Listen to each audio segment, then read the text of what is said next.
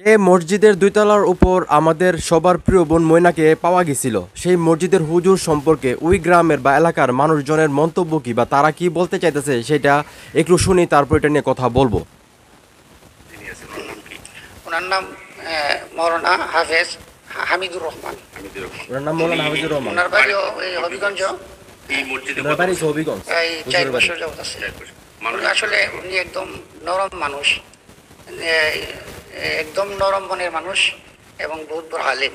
আলেম বলতে সে আবার 2টা মহিলা মাদ্রাসার মধ্যে পড়ায় আমাদের পাশে। মহিলা মাদ্রাসার মধ্যে পড়ায়। মহিলা মাদ্রাসায় দাওরা হাদিস ওইখানেও ক্লাস করে। আবার পাশের ইউনিয়ন বসিওরা মহিলা মাদ্রাসা আছে, ওইখানে উনি ক্লাস করে। আমরা তো এই নিচে মসজিদের নিচে অনেকের সাথে কথা বললাম, সবাই ইমাম সাহেবের প্রশংসা করলো। যে না, উনি একদম নরম এবং মনে করেন অন্যদিকে কার কোনো মহিলার সাথে যে কথা বলছে কিনা এরকমও পাইবেন না। খুব নরম মনে মাঝে নিচে দিকে তার চাল চলন মানে কথাবার্তা একদম নরম মেজাজে। মানুষ হিসেবে ভালো। আমার নাম সাব্বির মিয়া। আপনার বাড়িতে সাবাস কবি। এই মসজিদে যে ইমাম সাহেব, ওনার নাম কি? নাম আমি তো সঠিক জানি না। এই মসজিদে যিনি ইমাম, উনি কত বছর যাবত আছে?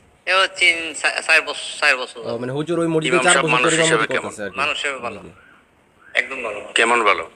আর আমি আমরা মন থেকে কইতে পারবো একদম ভালো মানুষ, নরম। 5 ওয়াক্ত কোরআন শরীফ পড়ে, ভালো ডেইলি মানুষই 5 ওয়াক্ত বলতেছে কোরআন সবাই। শরীফ পড়তেছে। ভালো মানুষ।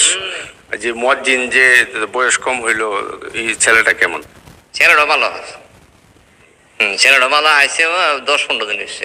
ও মুয়াজ্জিন মাত্র আছে জমা ধরা এখান থেকে ওই এইলো মুক্ত পড়া। ও হ্যাঁ। আচ্ছা, এখানে যে আপনাদের এলাকার একটা মেয়ের যে লাশ পাওয়া গেছে, ঘটনা যেই ঘটাক পুলিশ তদন্ত করতেছে, আপনারা এটা বিচার চান কিনা? হ্যাঁ, আমরা বিচার চাই না। একদম আমরা মসজিদ বিচার তো কলঙ্ক আমরা করছে, সবাই চাই, সুষ্ঠু বিচার। যেমন আমরা সবাই চাই। বিচার এটা বলতে অবশ্যই হয় না। আমরা চাই। ঠিক না, এটা বিচার বলতে হয় না। মোহাম্মদ শাহিন মিয়া। এই মসজিদে যে ইমাম সাহেব, উনি মানুষ হিসেবে কেমন?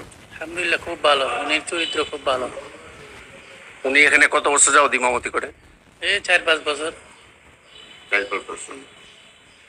মানে সম্পূর্ণ ভিডিওটা আমি দেখছি গতকাল রাত্রে, এটা আমার চোখে পড়ছে আর কি। তো ওই যে ভাইটি আসলে ইন্টারভিউ নিতেছে, উনি অনেকগুলা মানুষকে জিজ্ঞেস করছে গ্রামের, সবাই একটা কথাই বলতেছে যে হুজুর নরম মনের মানুষ। মানে উনি আসলে 4 বছর হয়তো বা ওই মসজিদে আছেন বা ওই গ্রামে আছেন, ইমামতি করতেছেন। তো এর ভিতরে উনি এরকম কোনো কারোর সঙ্গে এরকম কোনো ঘটনা ঘটে নাই যেটার কারণে আসলে ওনাকে খারাপ বলা যাবে বা মানে কেউ সন্দেহ করতেছে এরকম না ব্যাপারটা। আমিও আসলে 1-2 জনের সঙ্গে কথা বলছি, মানে ক্যামেরার বাইরে, ওনারাও বলছে যে আসলে হুজুর কেন নেওয়া হয়েছে বা এটা আসলে সন্দেহের আওতায় কেন আসছে এটা পুলিশ ভাইরাই বলতে পারবে। তো হুজুর নর্মালি উনি খুব ভালো একজন মানুষ। তো আসলে একটা কথা মানে আমি বলতে চাই যে এটা হলো আসলে আমরা খালি চোখে যেটা দেখি অনেক সময় সেটা সত্যি নাও হতে পারে। আমরা অনেক সময় দেখা গেছে যে একজনকে সন্দেহ করলাম, সে কিন্তু এই কাজটা করলো না। আবার দেখা গেলো যে অনেক সময় অনেক ভালো মানুষ ও খারাপ কাজ করে। এখন দেখা যাচ্ছে যে এই ঘটনাটা আসলে কোন দিকে যাচ্ছে সেটা আসলে বোঝা যাচ্ছে না। আমি যখন ময়নাকে নিয়ে প্রথম ভিডিও বানাই, আমি আপনাদেরকে বলছিলাম যে আমি ঢাকা থেকে এসে যখন এই ঘটনাটা দেখি তখন আসলে এটা নিয়ে আমার অনেক কষ্ট লাগে, তারপরে আমি একটা ভিডিও বানাই। তো ভিডিও বানানোর সময় কিন্তু ঘটনা ছিল এক লাইনে, এখন কিন্তু ঘটনাটা বিভিন্ন লাইনে চলে যাচ্ছে। যখন আপনারা যদি লক্ষ্য করেন আমার কমেন্ট বক্সে গেলেই মানে মেসেঞ্জারের কথা না বলি বা যারা কল দিয়েছে তাদের কথা না বলি, অনেকেই অনেক ধরনের কমেন্ট করতেছেন, বিশেষ করে ময়নার মাকে নিয়ে, চাচাকে নিয়ে অনেকেই অনেক ধরনের কমেন্ট করতেছেন, আরও অনেক ধরনের বক্তব্য দিতেছেন। আসলে সত্যিটা না জেনে আসলে আমি কার বিরুদ্ধে কথা বলবো এটা আসলে সম্ভব না, ঠিক আছে। আর আরেকটা ব্যাপার হলো তথ্য প্রমাণের ভিত্তিতে যখন প্রমাণিত হবে কে আসল দোষী, তখন তাকে নিয়ে কথা বলা যাবে। আপনারা যেরকম আমিও কিন্তু সেরকমই, মানে আপনারা হয়তো ভিডিও বানান না, কিন্তু আমি ভিডিও বানাই, কিন্তু আমি কিন্তু বসে থাকি কখন একটা নিউজ হবে, কখন একটা ঘটনা ঘটবে যেটা মানুষকে আমি জানাবো, এরকম কিন্তু ব্যাপারটা। এখন আসলে আমি আমার আরেকটা ভিডিওতে বলছিলাম যে সন্দেহ করে কাউকে আসলে আইনের আওতায় আনা যায় কিনা বা সাজা দেওয়া যায় কিনা, এটাও আমি বলছিলাম। এখন আসলে আমি যখন গতকালকে গেছিলাম আসলে শাহবাজপুর ময়নাদের বাড়ি, যাওয়ার উদ্দেশ্য ছিল কিন্তু একটাই, একটা মানে বক্তব্য নিয়ে, ময়নার বাবার একটা বক্তব্য নিয়ে অনেকেই কনফিউশনে ছিলেন। তো এটা নিয়ে কিন্তু আমি ক্লিয়ার করার জন্য কিন্তু আমি গেছিলাম, ময়নার বাবাকে প্রশ্ন করছিলাম যে উনি যে বক্তব্যটা রেখেছিলেন ময়নার মা সম্পর্কে সেটা আসলে কিসের কারণে রেখেছিলেন। তো আপনারা উত্তর পেয়ে গেছেন, এটা নিয়ে আমি কথা বলতে চাই না। তো ওইখানে কিন্তু যাওয়ার পর আমি যেটা জানতে পারলাম যে পুলিশ ভাই যারা আছে ওনারা কিন্তু দিন রাত পরিশ্রম করতেছে।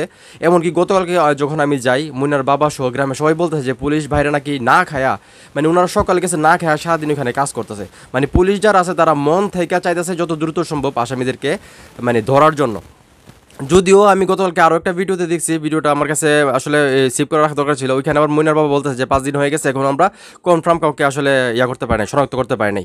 এখন দেখার বিষয় আসলে আপনি আমি অনেক কিছুই বলবো, অনেক কিছুই শুনবো, সত্যিটা আসলে একমাত্র এখন বর্তমানে পুলিশ বাইরে বলতে পারবে। আসলে যেহেতু আমি আগেও বলছি ডিএনএ এর মাধ্যমে নাকি আসামিদেরকে খুব সহজে ধরা যায়, তো মইনাকে আসলে যেখানে পাওয়া গেছে বা তার শরীরে কারো মানে ডিএনএ টেস্টের সঙ্গে মিলে কিনা, তো সেই দিকটা চিন্তা করলে কিন্তু খুব সহজে মনে হয় আর কি। আমি যদিও এই সম্পর্কে এত আইডিয়া নাই, কিন্তু টিভিতে বা ভিডিওতে দেখার পর যতটুকু বুঝতে পারি যে ডিএনএ টেস্টের মাধ্যমে খুব সহজে নাকি আসামি শনাক্ত করা যায়। তো আমার বিশ্বাস, মানে আমি মনে করি আমাদের পুলিশ ভাইরা খুবই সাহসী, খুবই আসলে পারদর্শী, ওনাদের প্রতি বাংলাদেশের মানুষের ভরসা আছে বিদায় মানে সবাই চাইতেছে যে ভালো একটা বিচার হোক, বা আমাদের বোনকে যারা ওই পারে পাঠাইছে তাদের সুষ্ঠু বিচার হোক।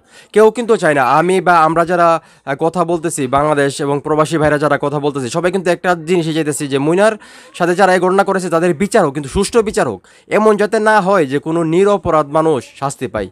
বাংলাদেশে অনেক ঘটনা আছে যে আসলে বিচার হয় না বা শাস্তি পায় না, ওইটা আরেক বিষয়। কিন্তু যদি শাস্তি পায়, যারা এই ঘটনাটা ঘটাইছে তারাই যাতে শাস্তি পায়, কোনো নিরপরাধ মানুষ যাতে শাস্তি না পায়, সেটাই আসলে পুলিশ ভাইদের কাছে আমার অনুরোধ থাকবে।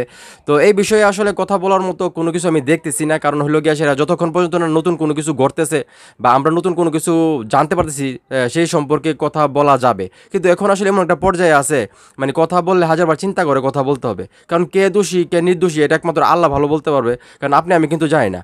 আমরা জাস্ট মানুষের কাছ থেকে যেটা শুনতেছি, যেটা বিশ্বাস হইতেছে, সেটা নিয়ে কথা বলতেছি, আমি আপনাদেরকে জানাইতেছি। এখন দেখার বিষয় কত দ্রুততম সময়ের মধ্যে পুলিশ ভাইরা যারা আছে তারা আসলে এই জিনিসটা সত্যিটা আসলে উদ্ঘাটন করে। এখনও কিন্তু কনফার্ম হয় নাই যে কে আসলে এই ঘটনাটা ঘটাইছে, মানে আমি জানতে পারি না আর কি, আমি আমার কথাটা বলতেছি। কেউ যদি জেনে থাকে সেটা আলাদা বিষয়। তো আমি নিজেও এখন পর্যন্ত শুনি না যে মানে পুলিশ ভাইরা বা অন্য কারোর মাধ্যমে যে কেউ এই কাজটা ঘটাইছে এরকম শনাক্ত হয়েছে, এরকম আমি পাই নাই। তো এখন বাকিটা দেখার বিষয়, পুলিশ ভাইরা আর কই দিনের ভিতরে আসামিদের খুঁজে বের করে। যদিও গতকালকে শুনে এসেছি তারা খুব কাছাকাছি আছে, বাকিটা ওনারাই ভালো বলতে পারবে।